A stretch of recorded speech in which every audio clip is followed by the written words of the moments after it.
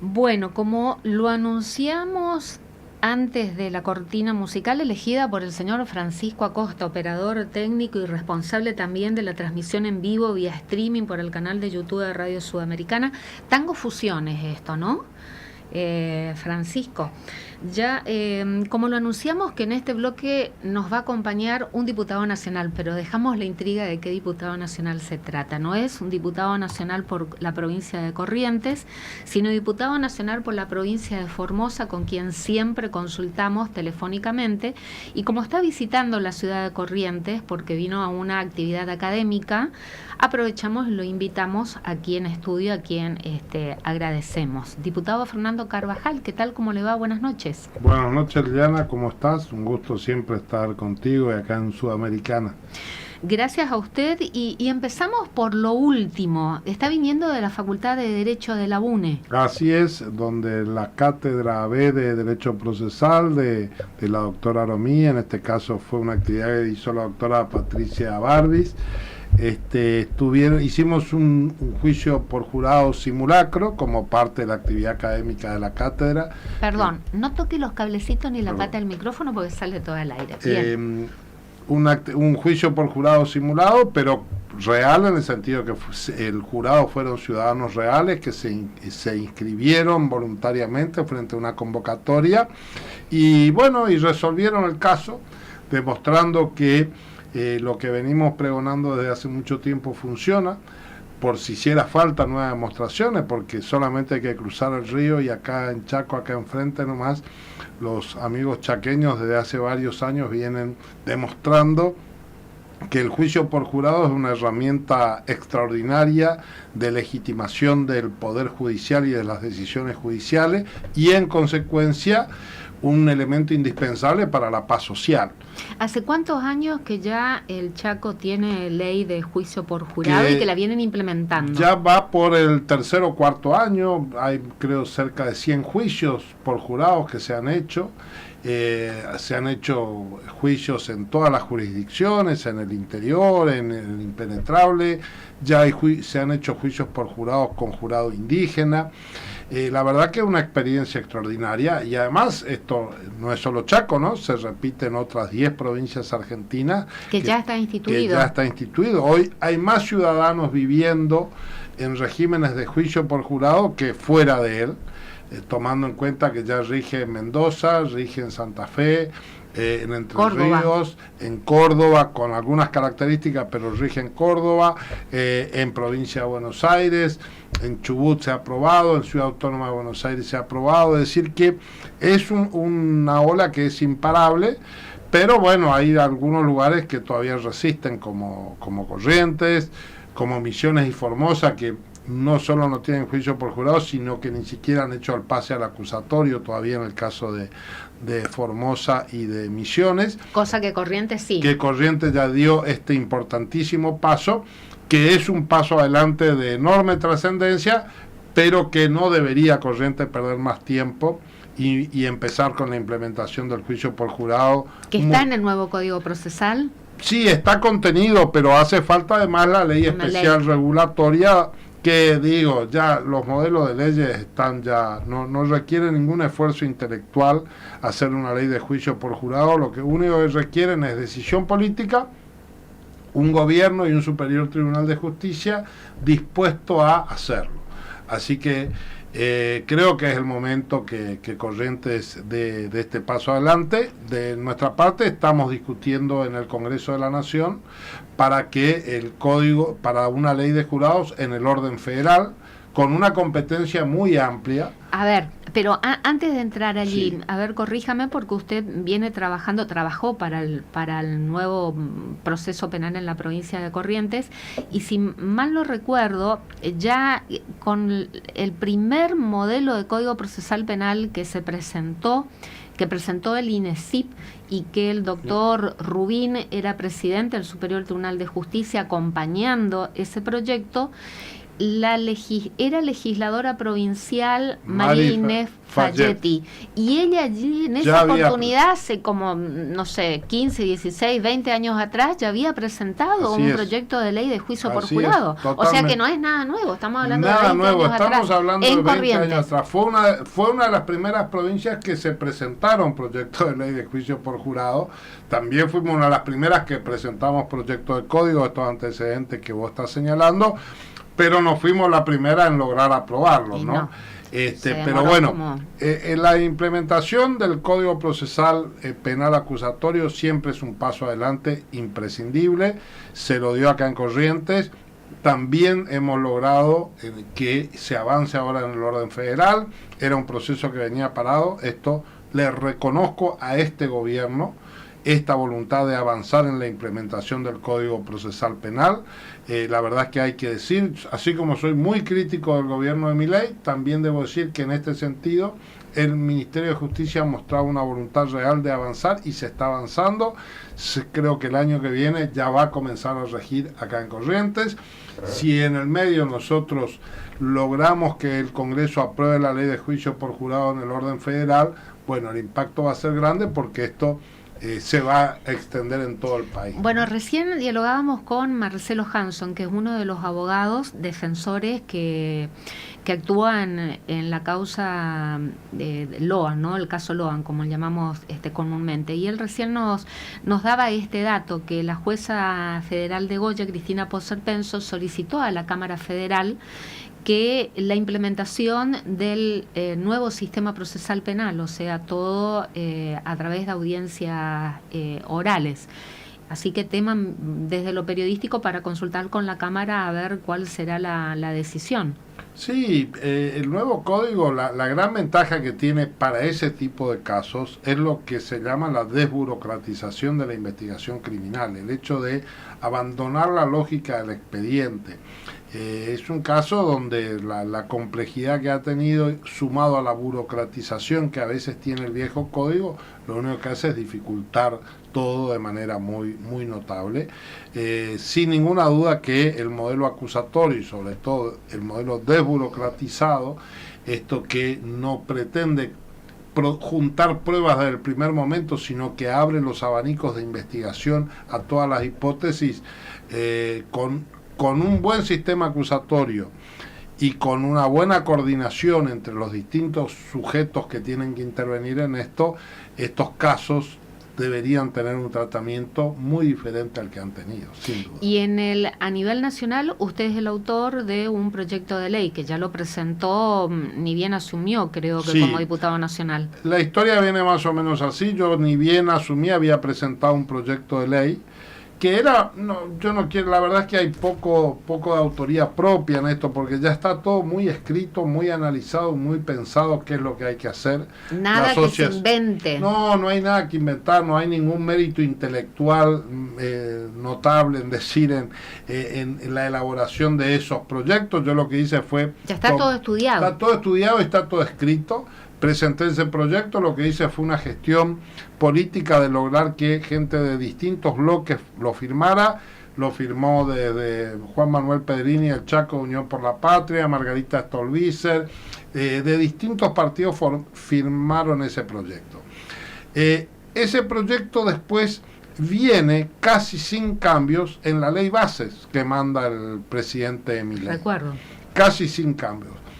Como luego no pudo ser tratado en la ley bases, yo en forma inmediata presenté el mismo proyecto que tenía, como digo, era casi una copia textual del que yo había presentado, con algunos cambios que se habían hecho en la ley bases, que no era mucho, pero eran un par de cambios importantes en lo que tiene que ver la competencia y algunas cuestiones procesales, y eso es lo que presenté y está en tratamiento legislativo, junto a más de 20 proyectos de otros colegas de todos los bloques, que ahora... También de juicio por jurado. También de juicio por jurado. En el Congreso en este momento son cerca de 20 proyectos que hay entre las dos cámaras, como 15 o 16 en la Cámara de Diputados. O sea que el tema está instalado. Está absolutamente instalado. Legislativamente. Hicimos ya 2 plenarios de la Comisión de Asuntos Constitucionales junto con la de Justicia, para avanzar en el tema. Esta semana hubo una muy importante donde fue la Asociación de Juicio por Jurado, INESIP, estuvo el doctor del Río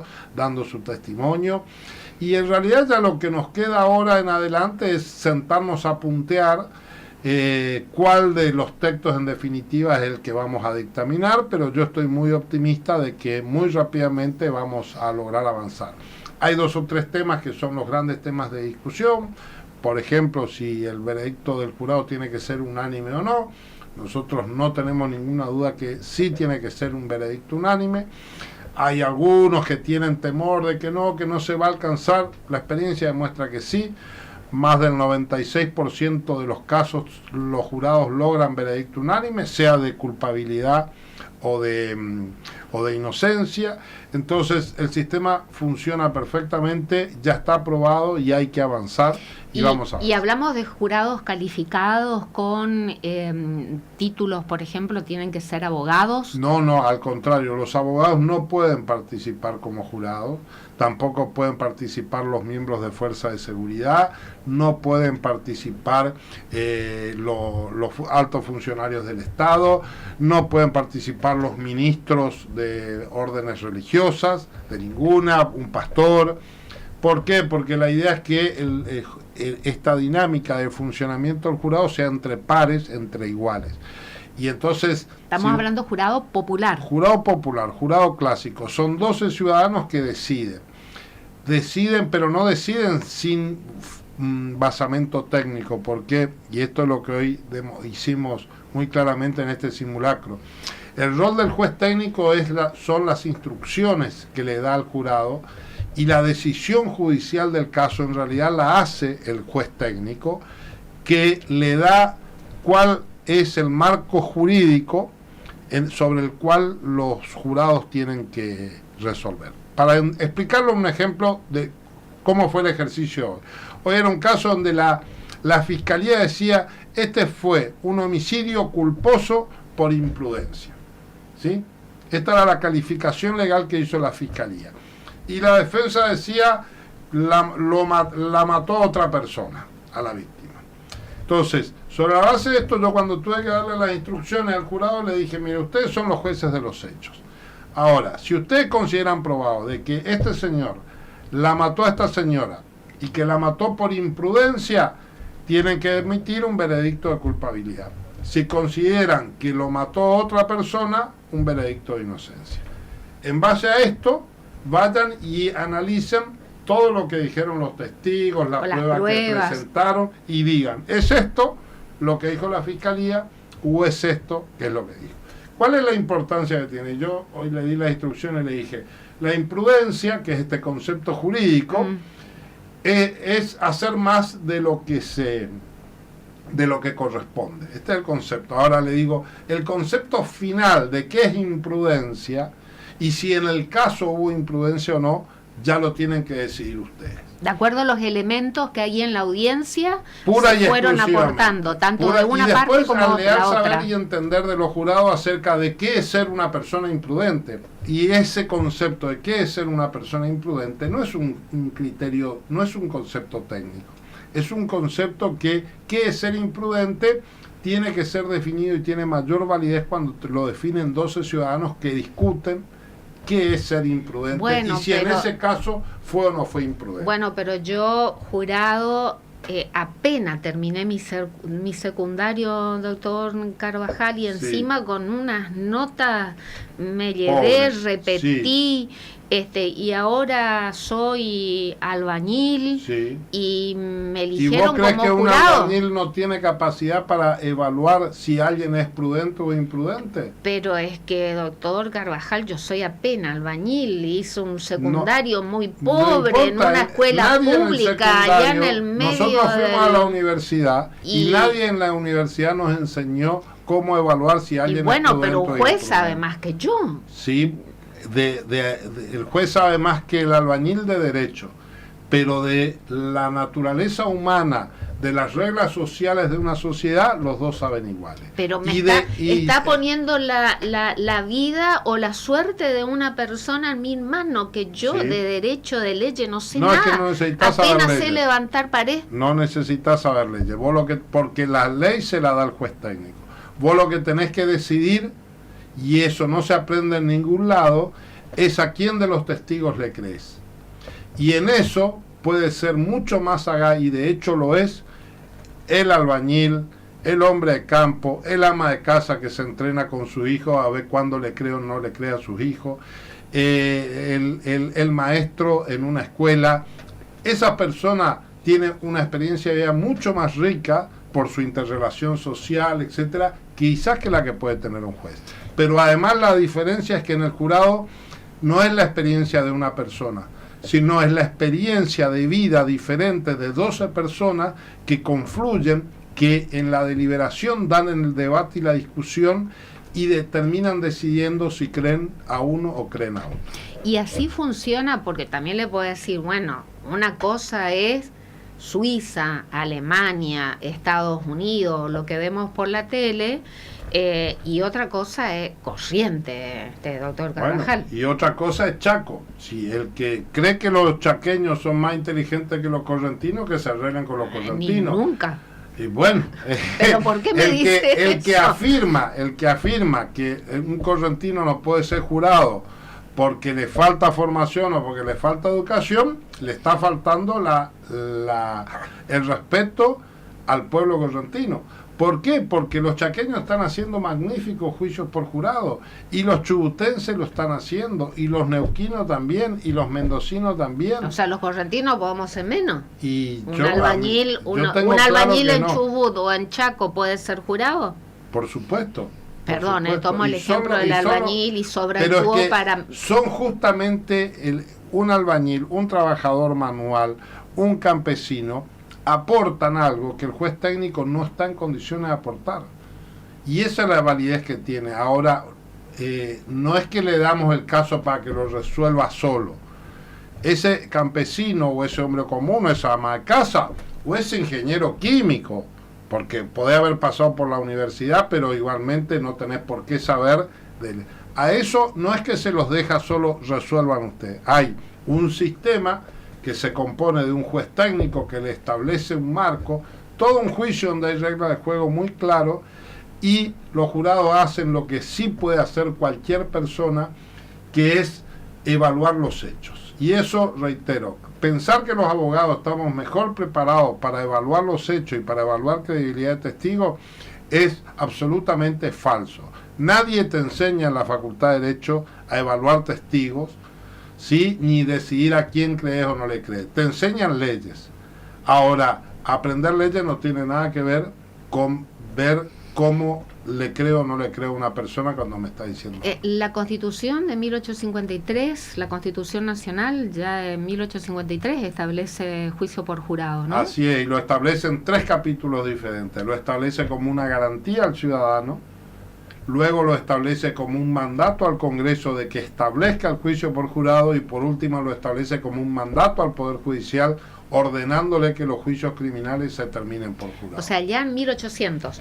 Por supuesto, porque lo que se pretendía era justamente reemplazar la Inquisición española, que eran jueces técnicos, por jurados populares, porque el jurado es la gran herramienta que pone límite a la opresión del rey. Dígalo de vuelta. El jurado es la gran herramienta que pone límites al poder del rey. Los jueces técnicos en el sistema continental francés, los jueces técnicos que en Francia encima dependen y son parte del Ministerio de Justicia, eran parte del poder estatal. Y el jurado es la garantía del ciudadano frente al poder, de que solo va a ser condenado por sus pares. Es una herramienta fantástica, además de legitimación de las decisiones judiciales. ¿Y de dónde nace?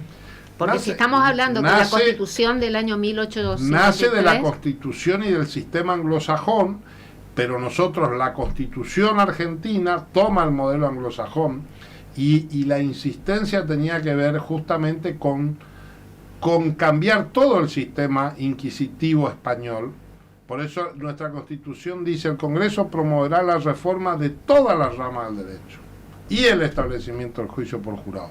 Porque los constituyentes del 53 eran conscientes de que había que hacer una revolución, que esta constitución de origen anglosajón chocaba contra el sistema absolutista de la monarquía española, y por eso lo dota de estas herramientas de participación ciudadana que son garantía de mayor democracia y mayor república. En Estados Unidos tenemos juicio por jurado. Sí, claro. Hoy tenemos juicio popular. Sí, popular, jurado clásico con 12 ciudadanos, con veredicto unánime e irrecurrible, y con fallos de la Corte que establecen que el veredicto debe ser unánime. Y lo tenemos también en la mayoría de los países latinoamericanos. Parece como algo extraño a nuestro sistema, porque en Argentina hubo mucha resistencia de parte de la academia.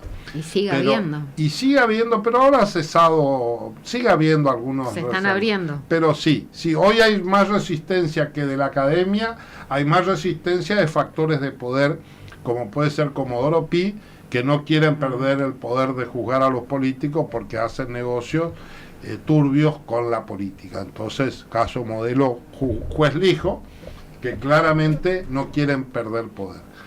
Y claramente el juicio por jurado lo que hace es darle poder al ciudadano. Bueno, seguiría hablando de juicio por jurado, pero tengo muchísimos otros temas que hacen a la política nacional. Usted como diputado nacional y como miembro del Congreso de la Nación Argentina. Los otros días decía, no sé si cuando lo entrevistaba a usted o a otro legislador nacional, que me encanta decir Congreso de la Nación Argentina, ¿no? Todo el título en estos tiempos de las fuerzas del cielo, ponerle énfasis a un poder del Estado como es el Congreso de la Nación Argentina. Tenés mucha razón, Liliana, y hace falta reafirmarlo, porque hay cuestionamiento a la legitimidad representativa del Congreso. Los actos del presidente son un diario cuestionamiento a esa representatividad que tiene el Congreso y a ese valor simbólico como expresión de la República y la democracia, porque estamos con un gobierno de sesgo autoritario, con vocación autoritaria, y en consecuencia le molesta que haya otro espacio de poder institucional que le ponga límites. Así que te voy a copiar y voy a empezar a utilizar. Bueno, como primera entrevista del programa hoy abrimos entrevistándolo al senador nacional de su mismo espacio político, de la Unión Cívica Radical, Víctor Zimmerman, en la provincia del Chaco, ¿no? Y sesionó más de 12 horas la Cámara de Senadores, boleta única, financiamiento universitario, es ley, y rechazó también el DNU del financiamiento para el servicio, la Secretaría de Inteligencia del Estado.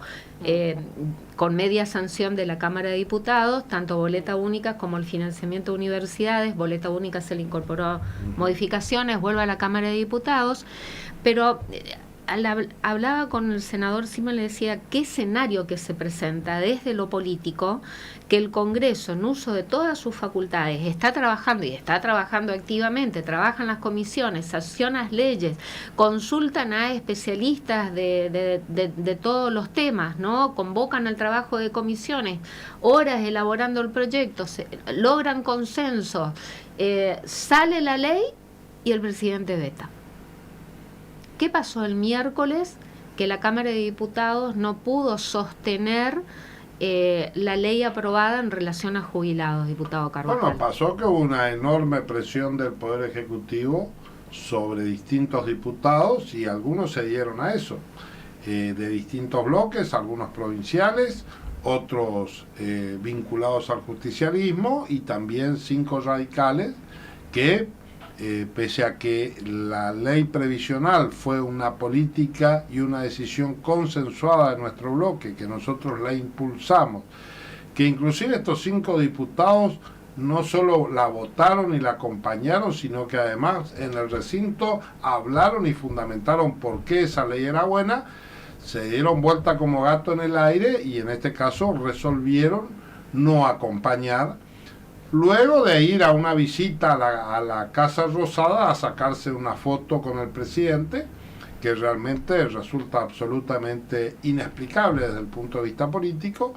y que la mayoría de nosotros hemos leído como una decisión política de dejar de pertenecer al bloque de diputados de la UCR y pasar a convertirse en integrantes del bloque del oficialismo. ¿Cómo queda el bloque de diputados de la Unión Cívica Radical? Bueno, claramente entonces está roto, es decir, nosotros entendemos que estos diputados se han ido del bloque, ellos no han formalizado su ida, pero en política uno no solo habla a través de las palabras o de lo que escribe, habla también a través de los gestos. Y el gesto de sometimiento, de obsecuencia, diría yo, de ir a sacarse una foto con el presidente en la Casa Rosada el día antes de esta votación, y luego, a su vez, hacer manifestaciones públicas de que es el mejor presidente de la historia y de que avalan todas sus políticas, bueno, esta es una decisión de irse del radicalismo y de irse del bloque de diputados radicales. Formalmente Formalmente no lo han hecho, formalmente no lo han hecho, pero bueno, claramente el bloque está quebrado y tendremos que ver cómo evoluciona desde lo formal, pero desde el punto de vista político, el bloque de diputados está roto, estos diputados se han ido del bloque del radicalismo, técnicamente y más propiamente habría que hablar de 4 diputados, porque voy a ser muy sincero, en esto lo voy a dejar afuera al diputado correntino Federico Tournier. A Federico Tournier. ¿Integra el bloque de la Unión Cívica sí, Radical? Sí, él llegó a integrar, pero no es radical. No es radical, pero como él entró en reemplazo de Vallejos, se lo incorporó al bloque, además como era un aliado, se lo incorporó. Pero la verdad que en el caso de él, no fue parte de la discusión previa de esta definición de avanzar con la ley, de hecho en ese momento ni era diputado, ni la votó, por lo cual creo que en el caso de él, bueno, es parte de otro espacio, además de un espacio liberal, por lo cual no hay reproche hacia él desde el punto de vista político. Sí está claro que no debe seguir estando en el bloque del radicalismo si se siente tan cercano al presidente Milei. Tendrá que incorporarse con un bloque o un subbloque o directamente irse a la Libertad Avanza. Claro que en el caso de los radicales, de los 4 radicales restantes, la situación es mucho más grave porque son dirigentes de la Unión Cívica Radical que, bueno, ahora han decidido dejar de serlo y pasarse a la Libertad Avanza. Usted menciona 4, yo contabilicé 6, porque fueron, sí, 4 los que votaron a favor del veto, ¿no? Es el diputado radical por la provincia de Neuquén. Claro, Servi, Arjol de Misiones, Campero de Tucumán, Picot de Córdoba. Y Picá de Córdoba. Y después tenemos 2 más, claro, que si bien no votaron en contra, se ausentaron. Son 2 casos distintos, Liliana. Uno, el caso de Roxana Reyes. De Santa Cruz. De Santa Cruz, y que Polini no de Chaco. No, Polini estuvo y votó. El que no estuvo fue Cipollini. Cipollini, por eso Cipollini, sí, porque se genera confusión porque los chaqueños, uno es Polini y el otro es Cipollini. Gerardo Cipollini. Gerardo Cipollini, que no estuvo, pero honestamente creo que en el caso de él se debe a otros motivos de que viajó y no estuvo presente. No hubo una manifestación política de... Pero Reyes sí. En el caso de Reyes sí, porque ella inclusive manifestó públicamente en el recinto. Sí, ella está en la misma situación que los otros 4. Ahí contamos 5 entonces, dejándolo a Tournier afuera. Exactamente. ¿Y cuándo se definirá esta situación? Bueno, no, para nosotros la situación está definida. Para nosotros la situación está definida. ¿Para nosotros quiénes? ¿El bloque completo? Digo, no, Rodrigo hay algunos Loredo. Que están en una situación intermedia ahí que no saben bien qué hacer, porque lo cierto es que todavía no se ha formalizado, pero yo no voy a participar más en reuniones del bloque con la presencia de estos diputados. No tengo nada en lo personal, te aclaro que de algunos soy amigo y les tengo afecto personal. Lo único que no podemos estar en el mismo bloque cuando su posicionamiento político es de acompañamiento como oficialistas al gobierno. Y yo tengo, y la mayoría del resto de los diputados radicales, estamos dispuestos a acompañarlo al gobierno cuando hay que acompañarlo, y hay cosas que están bien y nosotros votamos como lo hicimos y como lo volveremos a hacer. Ahora lo vamos a hacer siempre desde nuestro rol opositor y poniendo fuertes límites frente a un gobierno al que calificamos como un gobierno con un fuerte sesgo autoritario que lo ratifica todos los días. La misma pregunta que le formulaba al senador Víctor Zimmerman. ¿Cómo va a ser la convivencia política? Ustedes como legisladores trabajando, sancionando leyes, y que el presidente, cuando no le gusta una ley, use su facultad de vetarla, como ya pasó con los jubilados y ahora ya anticipó que va a hacer lo mismo con la ley de financiamiento de universidades públicas. A ver, desde el punto de vista constitucional, el presidente tiene derecho a vetar las leyes. Todos los presidentes han vetado leyes. A mí la verdad que institucionalmente el veto no me preocupa tanto. Lo que sí me preocupa es el ejercicio abusivo de los decretos de necesidad y urgencia. Esto sí creo que es un problema mucho más grave desde el punto de vista institucional, y lo vinculo porque creo que está vinculado, digamos. Este es un presidente que utiliza el veto y frena las cosas, pero legisla en positivo a través de los DNU. Ayer hubo una reunión en comisión donde trataron la ley reglamentaria. Ayer lo que hicimos fue una actividad una actividad transversal que organizamos con Margarita Stolbizer del Espacio Federal, de la Coalición Federal, con Mónica Litza, que es de Unión por la Patria, y yo por el radicalismo. Entre los tres invitamos un panel extremadamente calificado, de primer nivel. ¿Para hablar sobre qué? Para hablar justamente, sí, sobre la ley regulatoria de los DNU. Que hay un montón de proyectos y que es lo que hay que atacar en forma inmediata, porque el mayor problema que tenemos es esa ley heredada del kirchnerismo, que es una ley que todos los constitucionalistas que tuvieron, y desde María Angélica Geli hasta Andrés Gil Domínguez, pasando por el doctor Aquino Brito, que Correntino, que también estuvo participando, todos coincidieron, todos. Y digo, Gil Domínguez, un hombre vinculado a Unión por la Patria, al Partido Justicialista, pero un catedrático. María Angélica Geli no se puede decir lo mismo. No se puede decir lo mismo. Y nadie puede discutir la jurista que es, ¿no? Ni de ella, ni de Gil Domínguez tampoco. De Aquino Brito podríamos discutir. Nada, digo chiste. Pero digo, nadie puede discutir esto. Y todos coincidieron en que la norma es inconstitucional. Por lo cual, aclare a qué norma nos estamos refiriendo y qué dice. Es la ley 26.122, que reglamenta el trámite de los decretos de necesidad y urgencia, y es la que establece de que el decreto de necesidad y urgencia tiene validez y se sigue aplicando, salvo que las dos cámaras digan que no.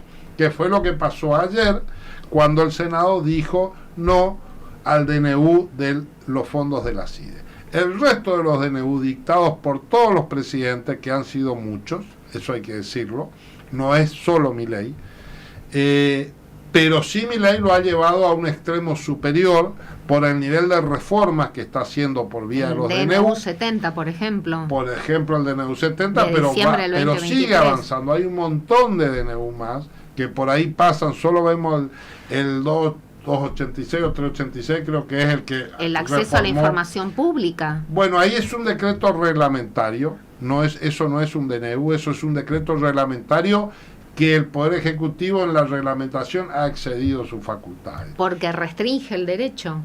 Lo limita de una manera escandalosa. Lo limita y lo restringe. Ese sí que limita para proteger a la casta, que ahora son ellos, y entonces quieren limitar y decir que lo que gasta Milei en darle de comer a sus perros o en arreglarle las cuchas a los perros es información privada. Claramente inconstitucional, lo está diciendo todos los sectores. Pablo Manili, el constitucionalista que nosotros consultamos, dijo justamente lo que usted acaba de señalar. Es un decreto que protege a la casta. Así es, no lo había escuchado a Pablo, pero sin duda que es así, porque lo que hace es establecer que los altos funcionarios del Estado tienen un ámbito de privacidad con fondos públicos. Bueno, esto es lo grave, ¿no? Porque volviendo a los DNU, sí. El DNU 70 fue rechazado por el Senado, ¿no? Sí, así es. Falta diputado, es decir, como solamente fue rechazado por el Senado de la Nación Argentina, ese DNU continúa vigente y con todos los efectos jurídicos que... Sí, como si fuera una ley. ¿No? Y bueno, como el diputado no trata... Claro. Ahí es donde se manifiesta el problema y la inconstitucionalidad de la ley. Porque si la ley, para ser válida, tiene que tener validez, tiene que ser aprobada por ambas cámaras, debería ser suficiente que una de las cámaras rechace para que el DNU deje de tener vigencia. Esto lo inventó, para ser realista, año histórico, 2016. Año 2006. 2006 es un invento de la expresidenta, por entonces senadora, Cristina Fernández de Kirchner. Claramente inconstitucional, y de ahí surgió este bicho mal parido que son los DNU utilizados de manera absolutamente desproporcionada. Y como cuesta mucho este mecanismo del doble rechazo, todos los presidentes han abusado de esto. La primera cuestión es revertir esto y establecer los DNU solamente pueden ser dictados por cuestiones verdaderamente de emergencia. En consecuencia, la ley lo que debería decir es que el DNU tiene una vigencia y el Congreso debe tratarlo en un plazo muy breve, y a los 30, 60, 90 días, si el Congreso no lo ratifica de manera expresa, debería caer. Y además bastaría con que cualquiera de las cámaras diga que no para que ya no tenga validez. Porque, ¿qué son los DNU? Esto ya lo hablamos infinitas veces. Los DNU son leyes que dicta el Poder Ejecutivo. ¿Y tiene facultad para hacerlo? Tiene facultad, pero dice solo por materias extraordinarias y urgentes. Pero si la Constitución dice que el que tiene que dictar las leyes es el Congreso, no es el Ejecutivo. Por eso mismo, el problema es que en la Constitución del 94 se quiso limitar el dictado de los DNU, que no existían en la Constitución anterior, y era una práctica que se había utilizado de manera muy extraordinaria. Entonces, como el gobierno de Menem había empezado a utilizarlo esto, el constituyente del 94 dijo: vamos a ponerlo, mejor que no decir nada es ponerlo, pero vamos a limitarlo. Eso fue lo que dijo la Constitución. El problema fue que la ley que vino años después dio vuelta a eso, y entonces, en vez de ser una limitación, la política y los presidentes lo terminaron entendiendo como una habilitación, y entonces desde ahí se han dictado más de 1000 decretos de necesidad. O sea, legisla, el Ejecutivo Nacional legisla. Por eso se impone esta discusión y debemos hacerlo en forma urgente, porque lo cierto es que es el modo de ponerle límites. Bueno, y en esta actividad que se realizó ayer, en donde fue iniciativa suya, de la diputada Margarita Stolbizer, y donde participaron desde María Angélica... Mónica Leitza, de Unión por la Patria. Donde participó desde María Angélica Geli, que es una jurista destacadísima que tenemos en nuestro país, el correntino constitucionalista Armando Aquino Britos, también Gil Domínguez, Diego Armesto, que es un asesor de la Cámara, también profesor de Derecho Constitucional, y el doctor Travieso, de la provincia de Buenos Aires. ¿En dónde se realizó la actividad? Eso se realizó en el marco del Congreso, fue una actividad que nosotros como diputados la hicimos, pero no fue una reunión de comisión. Bueno, ¿y qué sacaron? ¿Cuál es la conclusión que sacaron en limpio? La conclusión que sacamos es que los 5 juristas coincidieron en que urge reformar la ley 26.122, que hay que quitarle esta validez que mantienen los DNU, limitarlo en el tiempo, la exigencia de la convalidación constitucional, de la convalidación del Congreso de la Nación Argentina, y si no deja de ser ley, y la necesidad también de que el eventual rechazo de cualquiera de las dos cámaras resulta suficiente para que el decreto pierda vigencia. ¿Nuevo desafío eso para la Cámara de Diputados de lograr esta reforma? Sí, es un nuevo desafío. Nosotros, junto con Margarita y otros diputados, eso no lo había firmado. Son bloques distintos, ¿no? Claro, son 3 bloques distintos. Esa es la importancia que tuvo esta actividad, que de 3 bloques distintos, y además fueron diputados de otros bloques, por ejemplo, Mónica Fein del socialismo, que estuvo acompañando, distintos representantes de espacios políticos que fueron y comparten esta necesidad.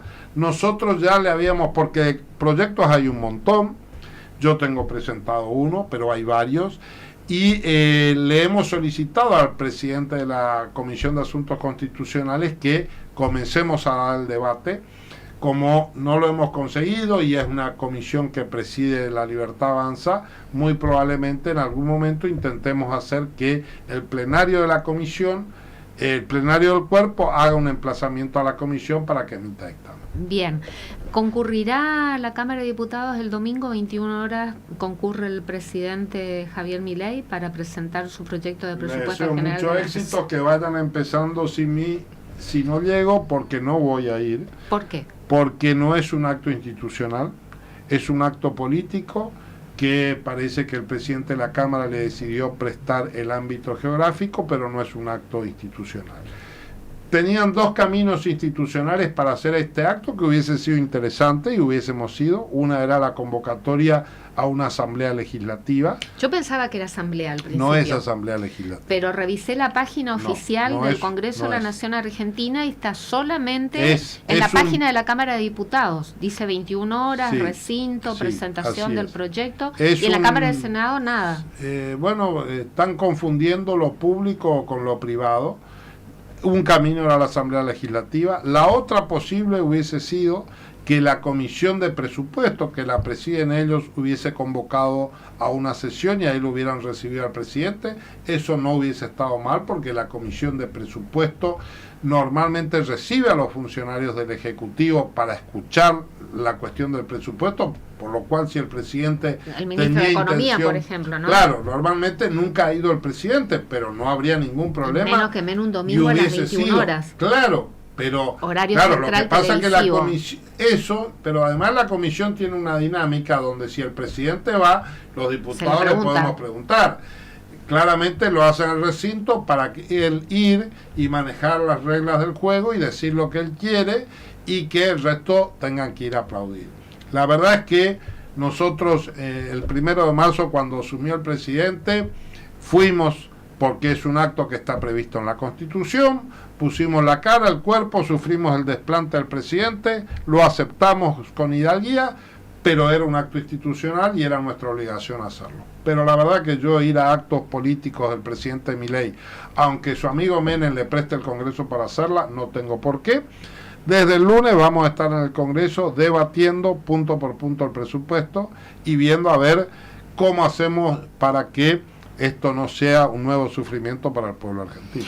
¿El bloque de la Unión Cívica Radical, esta es la posición de no asistir o dejó liberado la decisión a cada uno en particular? Quedó liberado a la decisión de cada uno, se estaba evaluando, es probable que algunos de las autoridades vayan para cumplir alguna cuestión protocolar.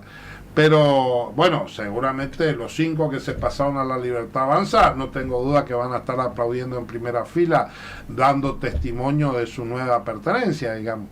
Pero el resto, la mayoría con los que yo hablé, manifestaron no ir.